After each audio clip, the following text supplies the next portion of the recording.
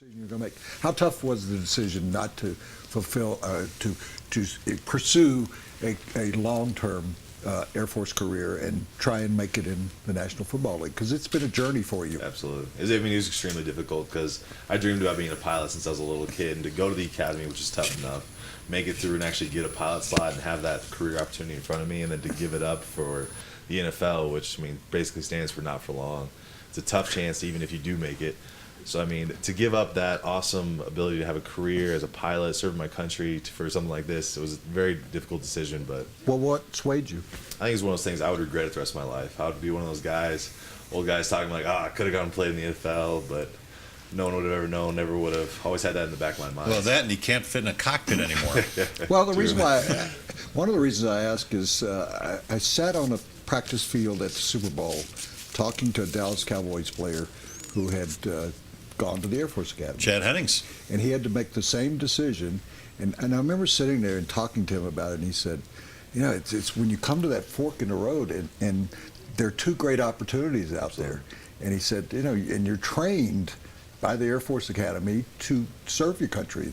And he said, that was the toughest thing I ever did. But he said, look at me, I'm sitting here at the Super Bowl. And you know the experience. And so, it could have gone both ways. And my brief experience, I flew with the Blue Angels once. Oh, wow. He enlisted. Yeah. Oh, and I threw up. That one day, he enlisted with the Blue Angels. And I threw up all over because the pilot had warned me, the captain had said, what'd you have for lunch? And I said, nothing, because I didn't want to throw up. He said, the dry heaves are the worst. Oh, yeah. I know you have been in the cockpit of those jets, and that's a power, to have that kind of power underneath raw power, you. absolutely. Yeah. Were you able to fly yourself, or was that as a passenger in one of the two-seaters? I was in a two-seater, but I was able to take the stick for a while. That's what I did. Controls, and unbelievable. Just have that raw power in your hands, and just such small twitches on the stick. And so, what's your relationship with the Air Force right now? Is there one, and can you go back to one? I'm currently a captain in the Air National Guard. Okay. So serving there in that capacity, and I usually do the majority of my commitment in the off season. And you've done it this off season. You've been off serving in the internet. Up at Buckley Air Force Base, did everything from flying in helicopters to wearing EOD suits and going out to the range, blowing stuff up with them. So it was a blast, literally. So really, you have the best of both worlds right now, right? Yeah. Is that difficult then, while everybody else is off vacationing, you're going to your other job, which used to be the case in the National Football League when players weren't making much money. They had to work in the post office during you're one of the few guys that actually has to go to another occupation, if you will. It's tough sometimes whenever you see all your friends in Tahiti or whatever vacation spot they're at, but at the same time, you get to wear that uniform and put that U.S. Air Force over your heart and go to work and serve with those great people up at Buckley and all over the world, and I love it. I would imagine there are some similarities between being in the military and playing football. A lot of repetition, teamwork, taking orders, whether it be from coaches or from master sergeants or whoever you take an order from. Were some of those characteristics of the military, did you find that they were the same playing football? Absolutely. You're talking about two groups that are trying to be the best in the world.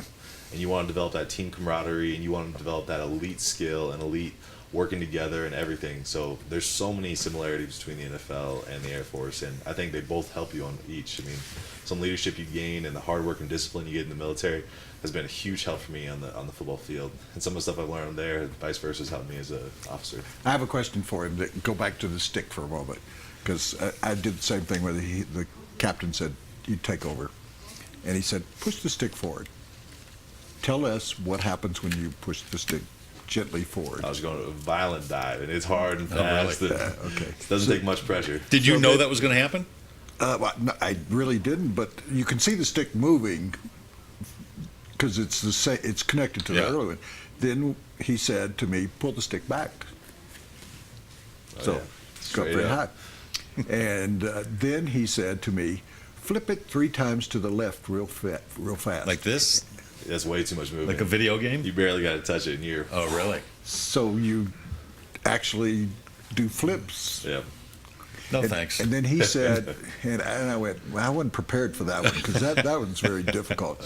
And then he said, I'm going to take back over. And that's when I saw the stick go like this. which means he was going up to space. Right.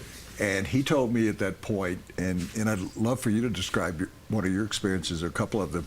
At that point, he said, "You're going to black out when we start to twizzle all the Descend, way down." yeah. So we reached to the top where it starts to stall a little bit. If I'm correct, Right. correct me if I'm Right. wrong. And then you go back over this way. And when I woke up, I stared out to see where we were, and the ground was like right where the ceiling was, because we were upside down in Wyoming somewhere, Flying and low he levels. was going just above the ground, and he knew the lay of the land. Right.